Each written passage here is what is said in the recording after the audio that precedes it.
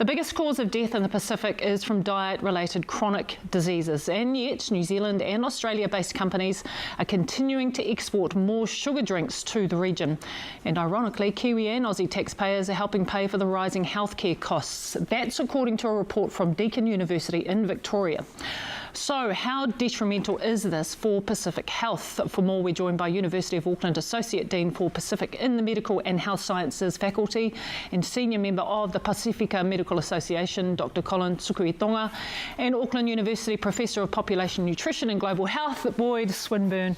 Morena. Morena. Gosh, Morena. Thank you so much for being in here and being in here so early this morning. Dr.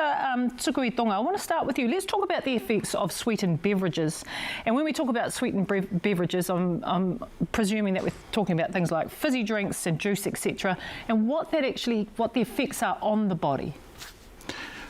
Oh, devastating on small bodies in particular. Dental caries come to mind, and we've heard a lot about that high incidence of rotten teeth in kids needing, general anaesthetic for extraction, for example.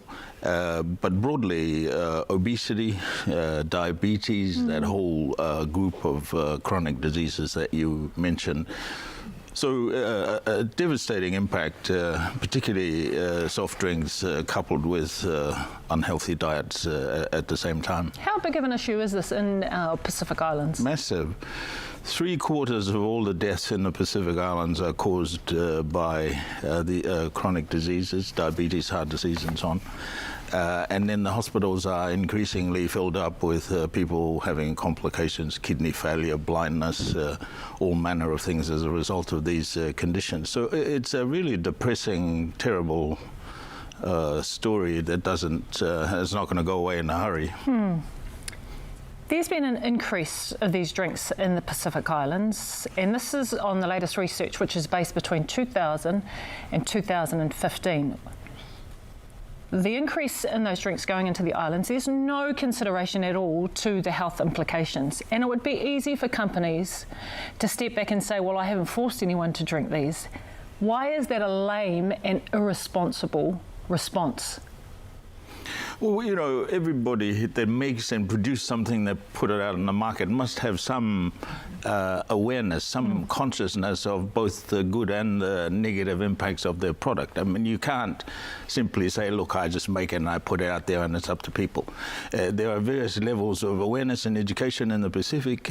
Children don't really have the capability to make those decisions. There is a moral responsibility, I think, for companies to have a look at what they're putting out in the marketplace. The other problem here for us is, as you say, companies are pushing the products out. Meanwhile, the taxpayer is paying for the cost of healthcare when they end up in Middlemore with kidney failure, for example. Professor Swinburne, in this latest research article, it talks about Pacific Island countries have increased significantly, and this is talking about sugary drinks going in between 2000 and 2015, with exporting countries, particularly New Zealand, the USA and France, making a total of $1.1 billion. Is this about profit over people? Of course it's profit over people. That's the model we operate on. If you try to do something about that, about the trade, for example, then dollars always trump private dollars always trump public costs, and it's almost like a sacred cow. You can't touch these trade export markets. We had, back in New Zealand, we had in the parliamentary inquiry into diabetes and obesity, one of the recommendations was to do something about the mutton flaps, the fatty meats that were exported. That line was very quickly crossed out when it came to action. That's kind of moving into that sacred cow space of trade. So I think that's a big problem for governments, but I think an even bigger problem actually for the New Zealand government in trying to deal with this in some way and help Pacific people in the Pacific about their diabetes and obesity and dental caries is really they're not doing very much at home, here in New Zealand about that. I mean, we don't have a sugar tax. 14 of the countries in the Pacific have a sugar tax. They're trying to do something about it. We're kind of neglecting it here. I've just seen a paper come out of Mexico actually, where they looked at the impact of the sugary drinks tax on dental caries. Immediate drop off in the incidence of carious teeth, of decayed teeth.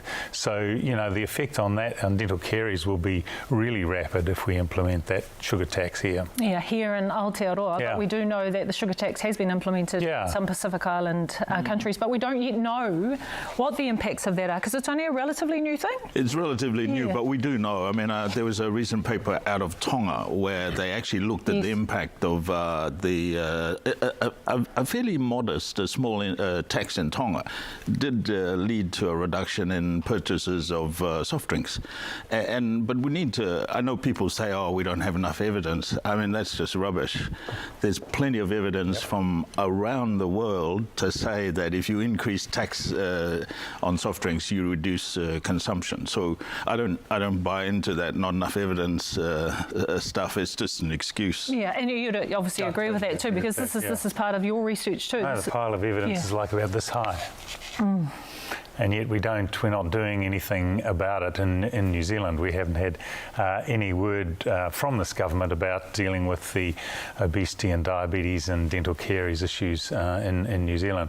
But I think the Pacific countries are trying to do something, and I think they do need strong support from New Zealand. Exactly what New Zealand could do to help them in the way of supporting technical support or aid or something like that is a bit unknown.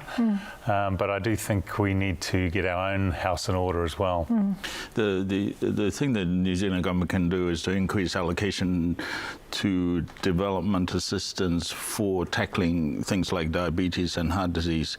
Somehow around the world, development partners are hesitant, reluctant to allocate resources to tackling these chronic diseases. And even WHO has been trying to get development partners, not just our government, but the UK and others. We don't allocate anywhere near enough money. When I say we, I mean collectively, to tackling these problems, even though we know that it causes 3/4 of all deaths around the world. So somehow it's not a priority. Not a sexy thing to invest in, for example. We have to wrap things up. So I want to end this conversation. We've talked about what the government can do. We're talking about sugar taxes, but we had this conversation before we came on air. There's, what are other ways to help this issue? What are other solutions as well that walk alongside those? Yeah, so there's a lot of them. A list that the World Health Organization has put out. So restrictions on junk food marketing to kids. I mean, in the islands, the Coca-Cola sponsors all the sports and the kids sports and the Pacific Games and so on. There's making sure that there's no junk food in schools and that schools are a junk food free zone. So I think there's lots of things that can be done in that space. We're doing stuff a little bit here with labelling and putting labels on, but it's nowhere near world standard. A lot of other countries are doing far better than we are around labelling and giving people the information about how much sugar is in a product and so on.